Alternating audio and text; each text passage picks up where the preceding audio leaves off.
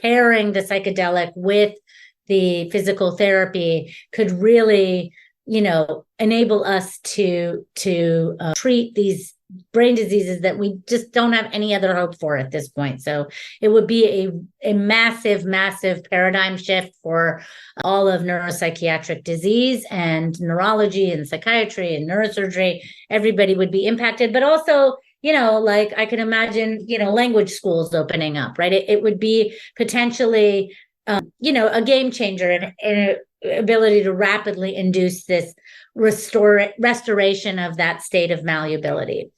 I would just say, you mentioned, well, what might be some of the downsides? And I just want to kind of go back to this idea of, the critical period. I mean, when I was a graduate student at MIT, we were in a little bit of a heated debate with another lab at Harvard. And the debate was kind of like, is there a master key? Could there be a master key for reopening critical periods? And I was very much on the side of no way. Anything that can do that is going to, essentially either be, amnestic, or going to cause seizure, or is going to disrupt the structural integrity of the brain, right? Based on our understanding of the mechanisms of critical period. And I called that the melty brain problem. So how is it that psychedelics might be circumventing the melty brain problem? Like, how are they doing it? And my intuition is that the way that psychedelics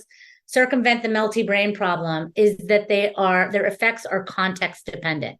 So it's not like you take a psychedelic and all critical periods are just open all the time and you're able to learn anything. The subset of synapses, circuits, memories that become available for modification seem to be context dependent or activity dependent, right? So it's not like you can take MDMA and go to a rave and expect to cure your PTSD. You really need to pair that MDMA with the psychotherapeutic context. We also have some evidence that, you need the social context to reopen the social critical period. But if you're trying to reopen a motor critical period, the social context doesn't matter because it's not a social critical period.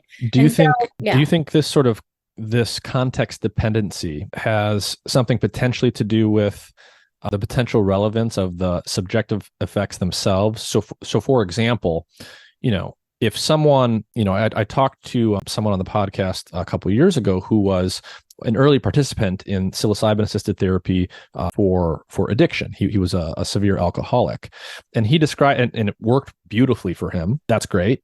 And then he also described that the specific content of his experience was very, very much related to his addiction. He saw an alcohol bottle breaking and turning into sand and turning into dust, and he interpreted that to mean that his alcoholism was leaving him.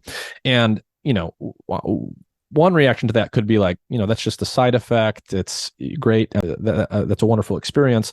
But another way to think about that is, if you're having that kind of experience as an alcoholic versus a trip where none of the content has anything to do with your alcoholism, that represents a different set of circuits being engaged in a different kind of way when you have the one experience versus the other. And so do you think there's something there? Yeah, for sure.